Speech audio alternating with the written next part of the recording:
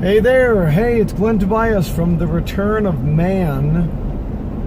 It is day 20, and that's the only language other than English that I know the word 20 in. It's day 20. In 45 days to find your rhythm of leadership. Leadership is a crucial factor. Leadership is like a vacuum. It's like a pressure. If you leave a leadership vacuum, something else will get sucked in there. Okay, something else will flow in where you could have been having influence, and it will take over. So it matters. Leadership matters. Influence matters. It's been a study of my entire adult life. 40 years or more I've been studying concepts of leadership. And it amazes me how much leadership teaching and training out there is fluff. It is just fill in the blanks. And you know how you can tell? Because once you get a hold of the stuff I'm teaching, you can go places and you will see, wow, if they would have simply handled this way, they wouldn't be dealing with this right now. This has been tried again and again and again, tried and true.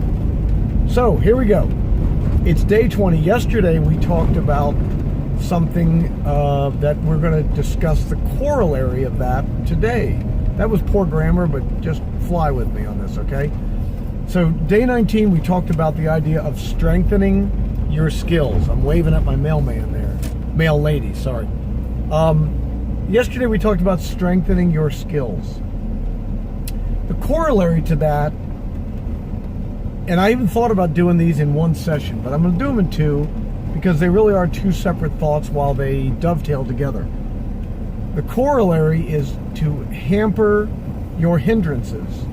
So remember, we're using the leadership acrostic, so I had to make something work with an H. So strengthen your skills and then hamper your hindrances. Now, here's the thing. Everybody has new skills they can develop. We're not talking about that. Everybody is ignorant. I know people think that's a dirty word. It's not a dirty word. Would you come on? It simply means it's the negative I in front of the GNOR.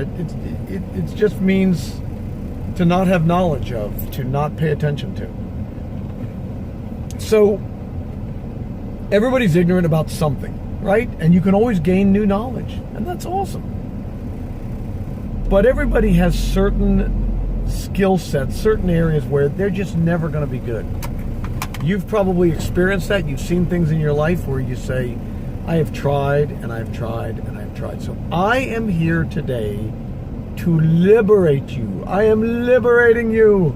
Be liberated. Okay? Because I want you to stop messing with those areas.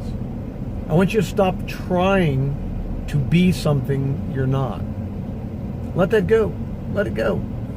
Focus on your strengths and let the hindrances fall behind. Every really solid, sustainable leadership team and every solid leader that maintains leadership for years and for decades always has people that watch their blind spots. They always have people around them. If you don't know any better, you might think, well, that's just because the leader is so important and so busy they can't be bothered. No, that's not the point. I mean, yeah, sure. There are some things where you go, hey, somebody else set my calendar for me. Somebody else answer random emails for me because I want to focus. That's fine. But what I'm talking about is there are certain things that leaders know they just don't do well. And so they say, I'm going to get people around me that are really good in those areas.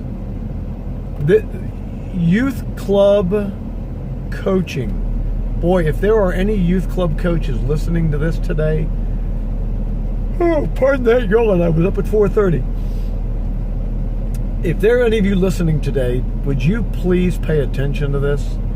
There are coaches that you could have a spectacular impact and a really memorable season after season after season with the kids that you coach. if you would let go of having to be the end-all, be-all. You don't know more than everybody about defense or offense or running the ball or passing or kicking, or if it's in rugby, in the lineouts, or in the how to set the best scrum, or how to set your back line, or what your number 8 should do when their weak side wing is out of, whatever the case. Okay, there's nobody that knows all of that the best. So get the best people around you. Be a team builder and get people around you that can do all that stuff for you, all right? So just like I told you yesterday, go to the people that know you the best. Ask them, what are the things where I knock it out of the park? What am I really, really, really good at? And you might have to refine that a few times. You might have to ask that question a few times. But start finding out from people, what am I good at? And then, oh, there's that terrible yawn again. How obnoxious. Forgive me. That is so rude. Then ask those people, maybe in the same conversation or maybe in a separate one. Depends how often you want to talk to them or see them. Ask them, what are the things that hold me back the most? And what are the things that you perceive I'll probably never be good at? And then just take a deep breath and don't fight it. Just accept it and go with it. Okay? Strengthen your skills and hamper your hindrances. Do not focus on areas that you've never been good at and everybody says you probably never will be good at. Quit messing with that.